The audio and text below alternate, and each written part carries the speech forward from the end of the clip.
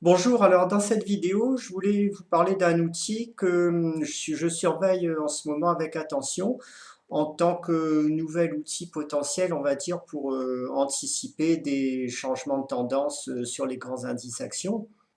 Et cet outil, c'est tout simplement le Bitcoin. Alors le Bitcoin, évidemment, par définition, hein, c'est un actif qui est très spéculatif, puisqu'il est extrêmement difficile aujourd'hui d'en estimer la valeur réelle, hein.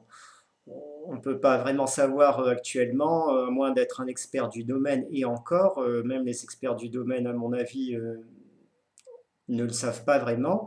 Donc on ne peut pas savoir quelle est la valeur réelle actuelle du Bitcoin ou la valeur qu'il aura dans 5 ou 10 ans, vu que c'est une technologie toute nouvelle. Il est tout à fait possible hein, que dans 5 ou 10 ans, il soit supplanté par d'autres crypto-monnaies, d'autres qui auront des fonctions plus intéressantes, ou bien au contraire, qui confirment son leadership et deviennent incontournables d'ici une dizaine d'années. Donc sur ce genre d'actifs qui sont très spéculatifs et dont il est impossible d'estimer vraiment la valeur, hein, tout comme les startups Internet des années 90, on a des mouvements qui sont vraiment guidés par le sentiment des investisseurs, par leur niveau d'attraction ou d'aversion pour le risque.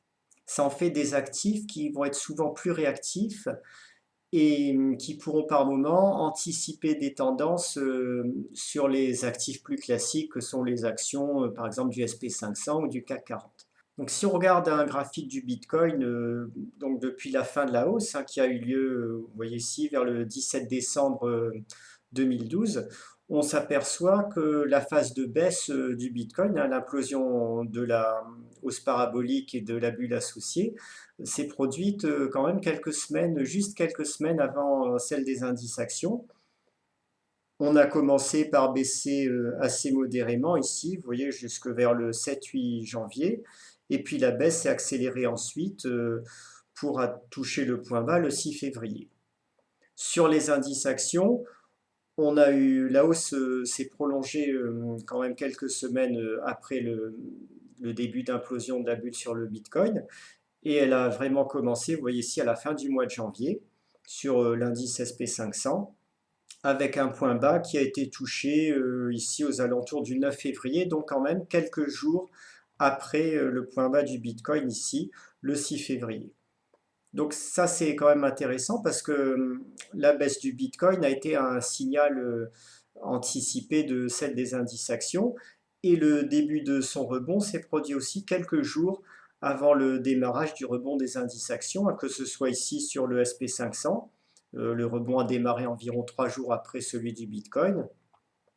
Ou ici, sur l'indice CAC 40, même chose, hein, on a redémarré sur le CAC, hein, là c'est un graphique des futurs du CAC 40, on a redémarré aux alentours du 9 février, donc à peu près 3 jours après le point bas sur le Bitcoin.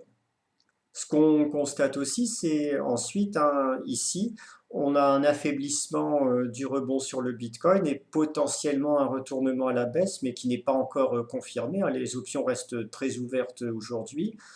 On est sur une résistance importante ici, et à partir de ce point, on peut invalider le signal baissier ici de ce double sommet, ou au contraire repartir plus fortement à la baisse dans les semaines qui viennent.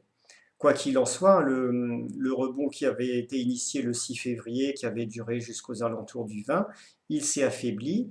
Et ce qu'on constate sur le CAC, c'est que à partir du 26, donc environ 6 jours après l'affaiblissement du rebond sur le Bitcoin, on a aussi un affaiblissement du rebond sur le CAC, potentiel retournement, on ne sait pas encore, là aussi hein, les options restent assez ouvertes hein, entre une simple correction au sein d'une nouvelle vague de hausse ou bien une baisse plus durable.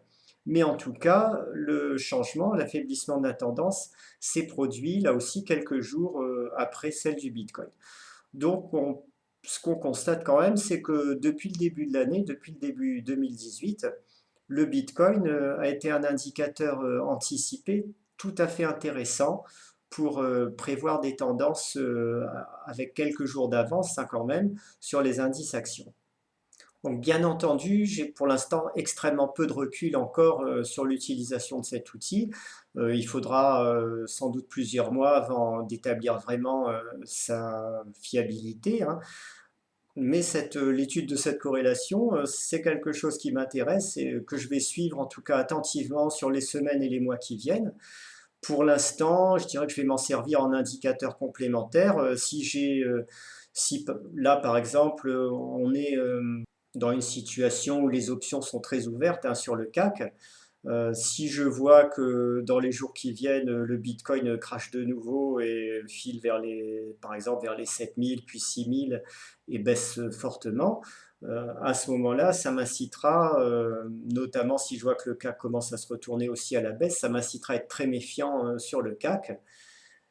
Au contraire, si je vois que le Bitcoin, bon, ben, dans les 10 jours qui viennent, se met à repartir à la hausse et que la structure qu'on a ici n'était qu'une simple correction, à ce moment-là, ça voudra dire qu'il reste encore beaucoup d'attrait pour le risque chez les investisseurs et que les indices actions, notamment le CAC, hein, qui a pour l'instant eu beaucoup de mal à suivre la hausse des indices américains, qui a été beaucoup plus poussif, ça pourrait vouloir dire que vu qu'il y a encore de l'attrait pour le risque chez les investisseurs, on pourrait avoir une nouvelle phase de hausse sur le CAC. Donc pour l'instant, voilà, c'est un nouvel outil complémentaire à d'autres analyses qui sera à étudier sur les mois à venir et affiner en fonction des résultats qu'il va nous fournir. Alors vous trouvez ce genre de graphique et toutes les possibilités de paramétrage et d'informations associées. Vous avez de très nombreuses solutions, hein, sur Internet. Moi, j'aime assez le site le site investing.com ici, parce que bon, déjà il est gratuit, il est très simple d'utilisation. Et vous avez la possibilité, vous voyez ici, de choisir des intervalles de temps qui vont de la minute jusqu'à la semaine ou au mois, donc des échelles de temps très variées qui vous permettent vraiment d'établir les tendances que vous voudrez sur l'intervalle de temps que vous souhaiterez.